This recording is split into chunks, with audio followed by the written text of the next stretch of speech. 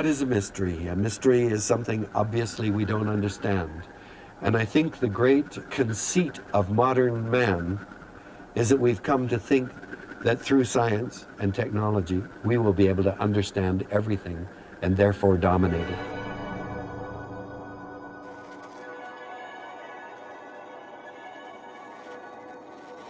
To me, mystery is absolutely crucial for us to understand that there are great mysteries in the world that we will never understand, that there are great forces impinging on our lives that we will never control.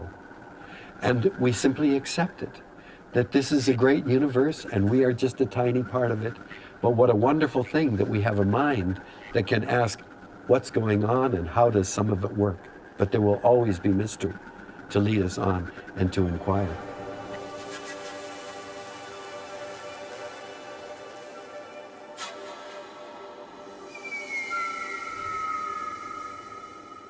I'm David Suzuki. I'm trained as a geneticist, but I've also been a broadcaster and a journalist. I was very excited at the possibility of sharing ideas by the creator of a show like Mystère, the Cirque. My name is Fred Allen Wolf, also known as Dr. Quantum. Quantum physics is, first of all, a very mysterious subject. We're looking at really tiny stuff. Even more when we look at what stuff is made of, which is really at the very smallest scale.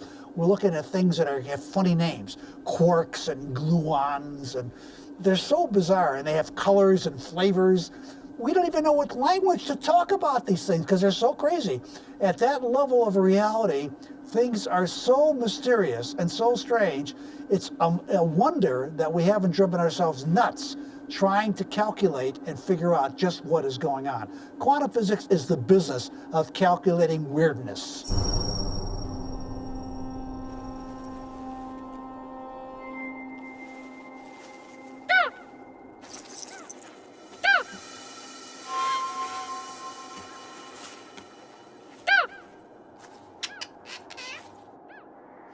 Je m'appelle Philippe Frey, j'ai un PhD en anthropologie et je suis spécialiste en fait des tribus nomades et des déserts.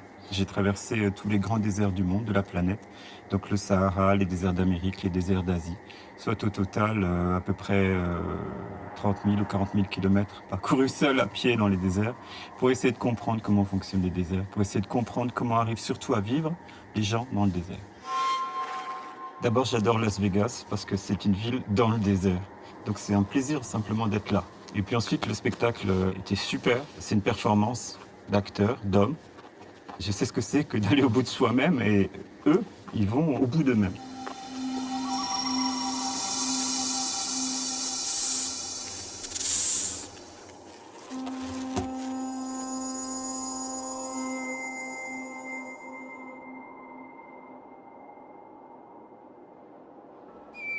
I'm Trin Tuan. I'm professor of astronomy at the University of Virginia. Well, I've always been a great admirer of the work of Cirque du Soleil, and I found that was interesting that there would be a connection of circus people with scientific people. So I think that, in our world of specialization, we put too many barriers in different fields, and I think that the initiative of circus people to reach out to scientific people is really great. One of my great things that I like is being in the mystery. The way I put it, being in the know is the booby prize. Being in the mystery is the grand prize. So being in the mystery is very important. And of course, Cirque du Soleil has created a show called Mystère, or Mystery, and it's been alive for 13 years, and I think I know why. Whoa!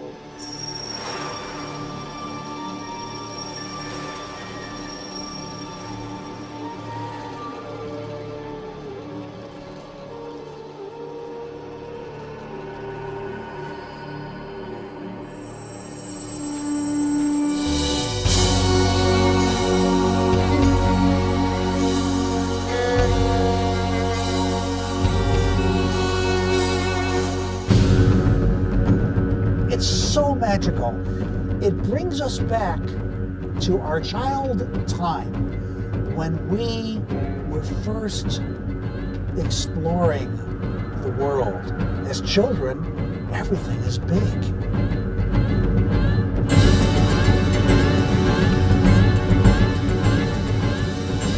J'ai compris effectivement dans ce spectacle qu'on a des éléments hostiles qui peuvent vous empêcher de vivre, vous empêcher de grandir. C'est un dépassement de soi pour tout le monde que de vivre.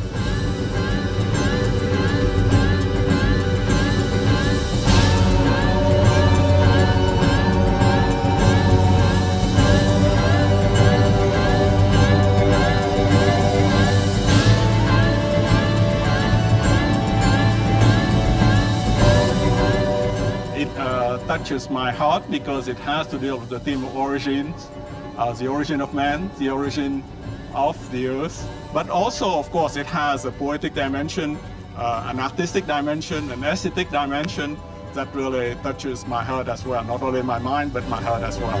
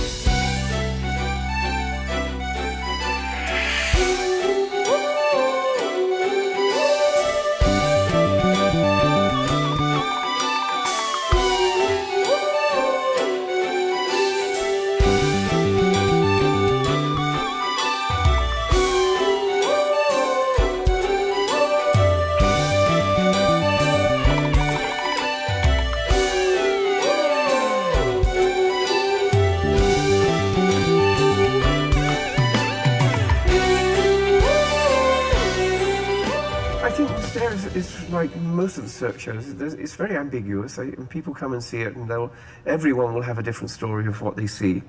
Follow me.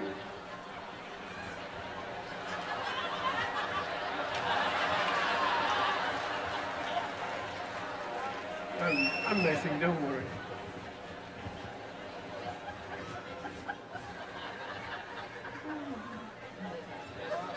I know that. Just over here, you...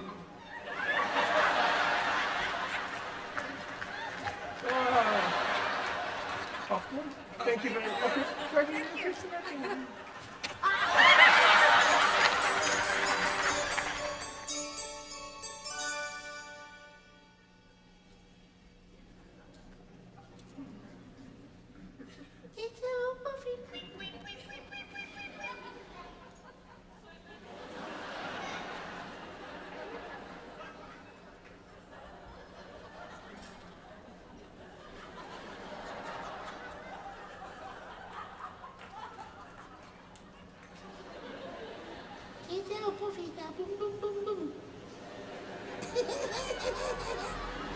Most of the nights, I'd say 70, 85, 90% maybe of the nights, my character has no choice. You gotta have fun. If you're not having fun, it's horrifying to do the baby when your inside is not there.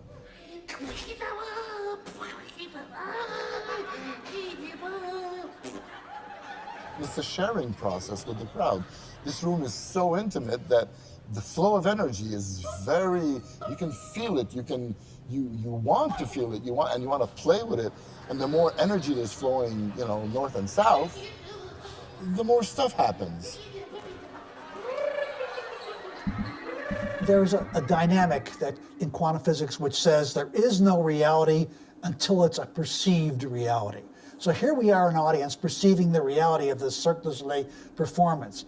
Are we affecting that reality by perceiving it? You betcha we are. I mean, can you imagine those people performing and doing what they do without us present? I mean, it's like almost impossible. When you have an audience, something happens to you as a performer. You feel the presence, you feel the thirst, you feel the hunger, you feel the magic that you're creating. And that brings out in you a much greater performance ability.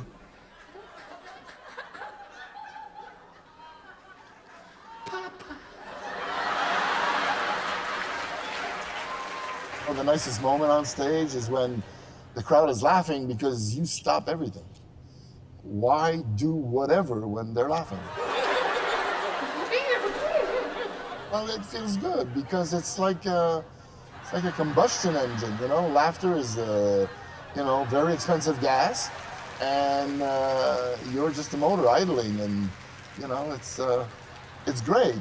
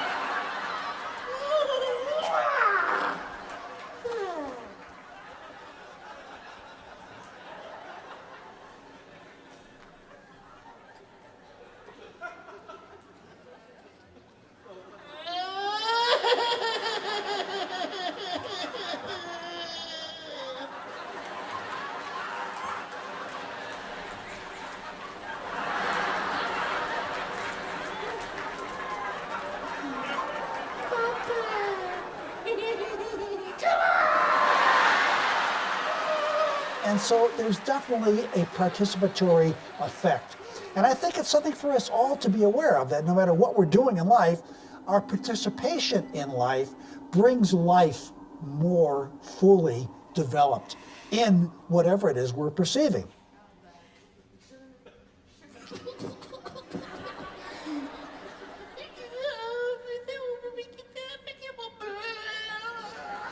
Creators or artists in general are channels for audience or for public in general. So being a channel, whatever, through the art you're performing, you're trying to convey something to the public that they can really relate to. And I think that process with a group of creators is very nourishing because we can bound on each other, relay ideas, and it becomes really a pool of incredible things that can happen.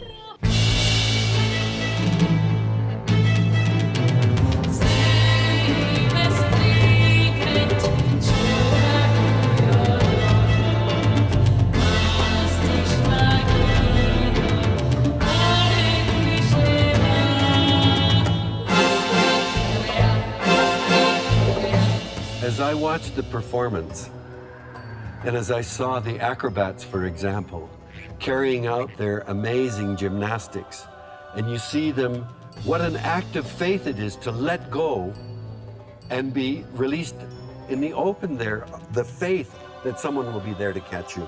I mean, that's amazing, and you think of just how tightly balanced that has to be. Just one slip or one fraction of a second too late, too early, and everything could be disaster.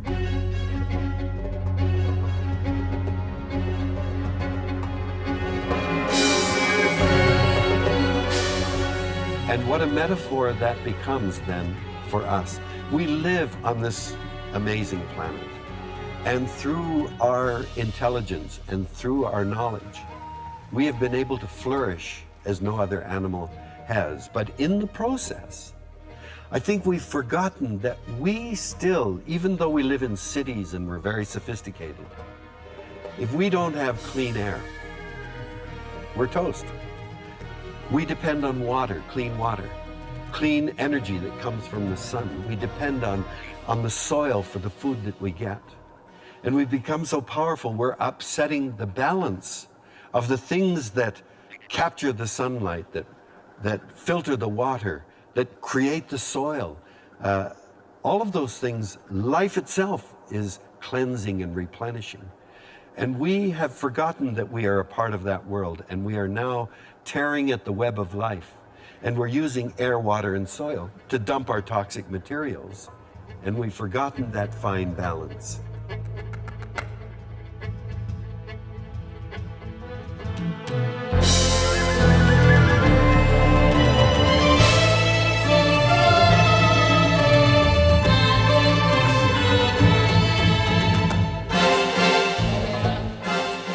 Acrobats always interest me. Why? Because acrobats seem to be doing something that I would call defying gravity.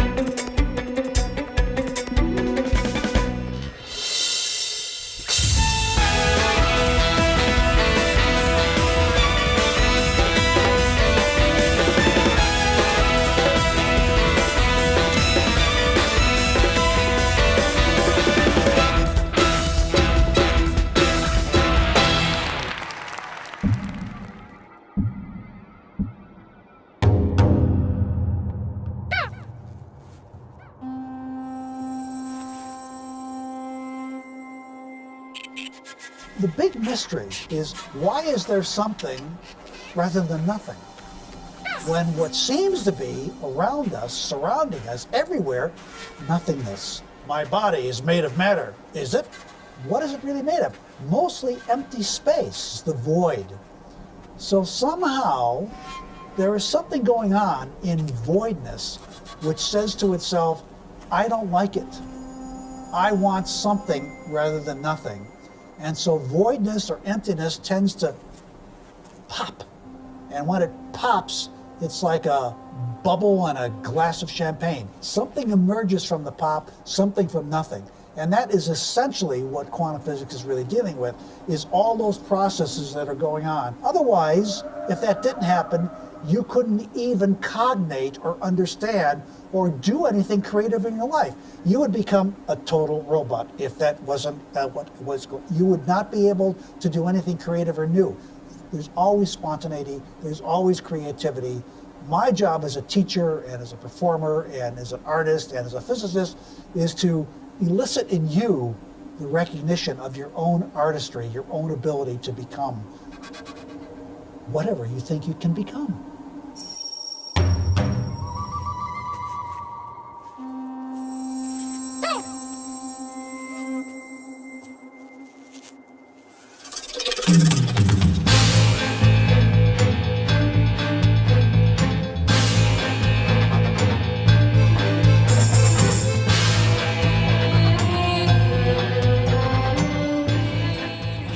The blank page, of course, is an expression that we all know, and we use it maybe sometime a little bit too easy.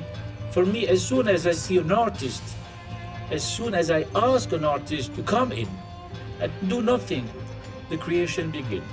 So, and the blank page begins to be filled, to be written. So the problem is just to write the first word. That's the, and I will never write the first words at the beginning of the blank page.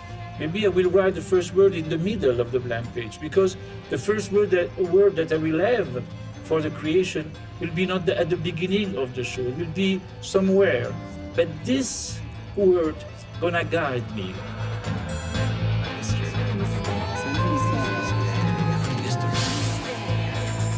Franco leaves the page open because the time you have to prepare something has been set. And you must use that time to search and to explore to your most, to your most. Because after that, the people starts coming in the room and the exploration is finished. For me, the most important thing in the creation, too, when I work, for instance, I try to explain to the people that work with me, don't want to go too fast to the conclusion. Don't go too fast to feel safe. Just feel the way. It was really a unique experience doing a workshop with Franco rather than a production, because the workshops are so exciting. They're free-flowing. You can do whatever you like. You can take your clothes off and run naked if you want to. It's completely open to whatever you have inside you, and those workshops certainly from Franco I remember bringing. For me, I'd been very traditional, and it was a whole new opening of way of performing. Hey, I told you, no photo. Mas que papá, Romy mesmo da esquentava para relax. I will take a photo of you.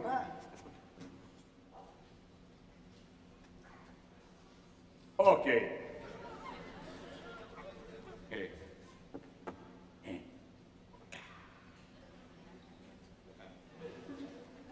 Yep, just a little bit that way. Very nice.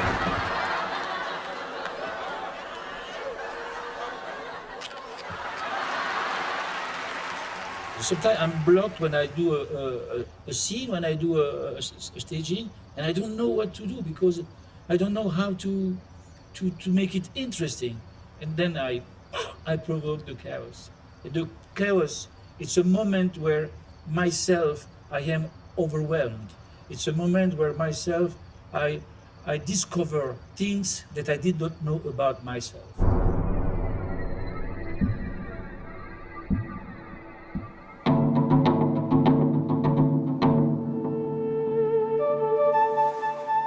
The artistic creation also bring connection between different aspects of reality that enlighten our human existence. And that's, of course, very, very similar then to the process of discovery in science as well. But of course, Franco-Dragone with his Mystère also does the same thing.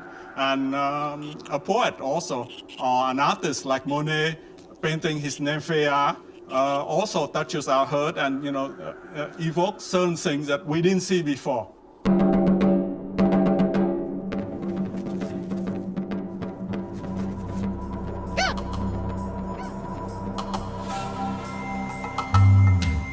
We don't create when we are stable. Creation, it's movement. I think it's impossible to write a book for an astrophysician without feeling this moment where everything is shaking in you.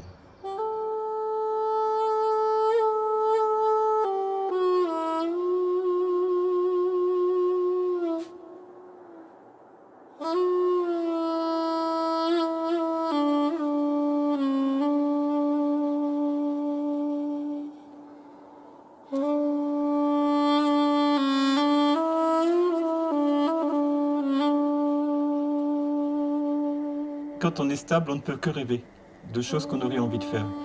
Quand on est en mouvement, on est en même temps actif physiquement, mais son esprit est également très vif. C'est-à-dire qu'on est obligé de regarder où on va, on est obligé de regarder où on pose chaque pas, on est obligé de s'occuper des animaux quand on a des animaux.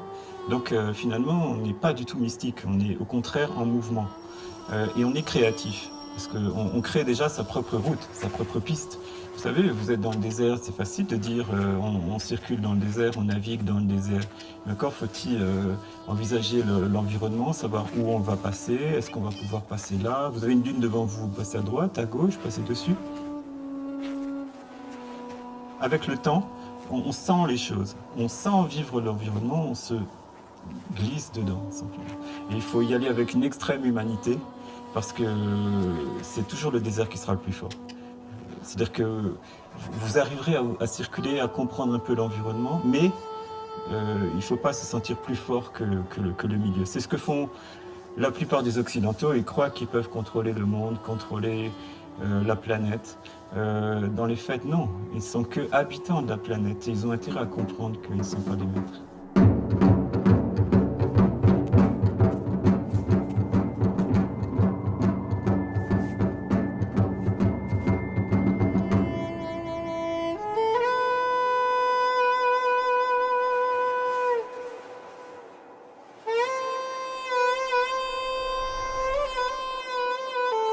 C'est exactement la même chose entre un marin qui quitte un port, qui prend son bateau, qui en survit, et puis quelqu'un qui parcourt les déserts, si ce n'est que quand on arrive aux puits, on est obligé de puiser l'eau et de repartir très vite, parce qu'au bord du puits, il n'y a rien à manger pour les chameaux quand on vient avec des chameaux.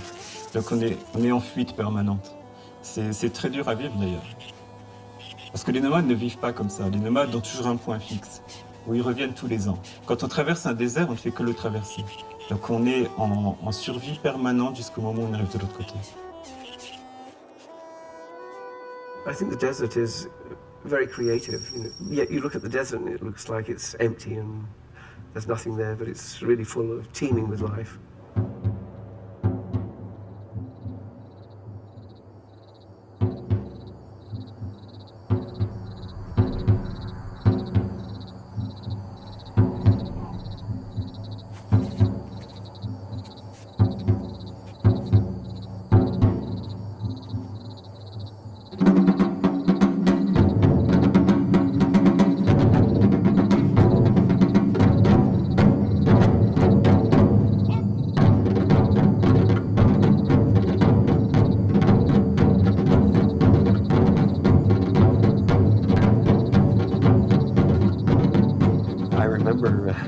I went to Botswana to film with the San people in the Kalahari Desert.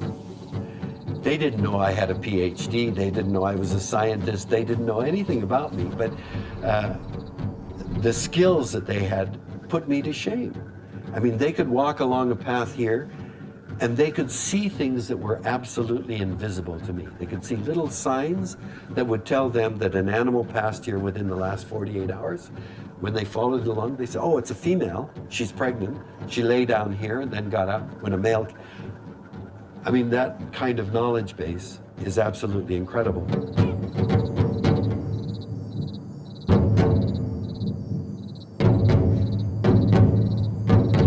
And because the knowledge they had, the skills, were adapted to that place. All of my PhD and being a professor was completely useless there. So it's given me a tremendous respect for the people of that area, the knowledge they have. You know, we're worried today that 50% of all animal species may be gone by the end of the century. But 50% of all languages of people may be gone by the year 2050. And when you think of the knowledge that's embodied in the cultures that each of those languages have, science will never reproduce the knowledge of indigenous people. And when we lose them, at the rate we're losing them, we lose knowledge that is tens of thousands of years old. And that, to me, is a terrible tragedy.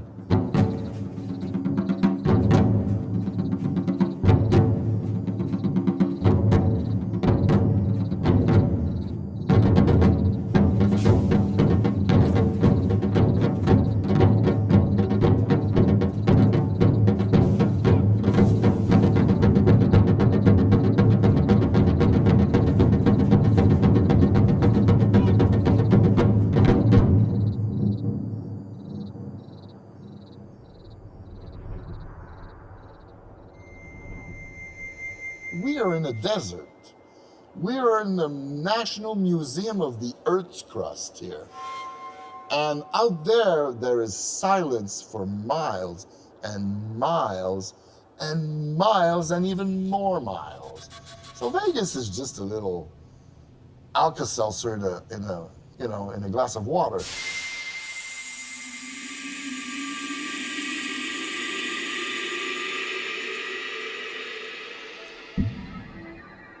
We don't get out into a place like this where we can experience the immensity, the mystery, the magic of it all.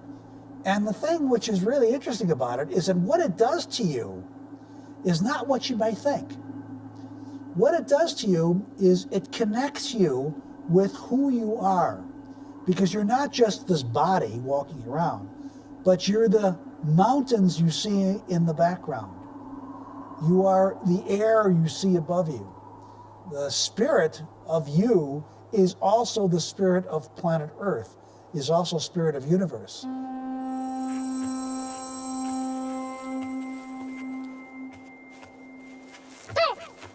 Mankind, has always looked up in the sky. Of course, there's a natural cosmic connection, which at night, when you just go out in an environment like this, away from artificial light, then the sky is just dotted with stars, So I always feel this huge cosmic connection, mystic sense in almost, when I go to an observatory, because the sky is just full of stars. And of course, that, our eyes only can see tens of thousands of stars. But we know now, for instance, in our Milky Way, there's 100 billion stars like the sun, and there's 100 billion galaxies like the Milky Way. So you can see there's many, many sources of light in the universe.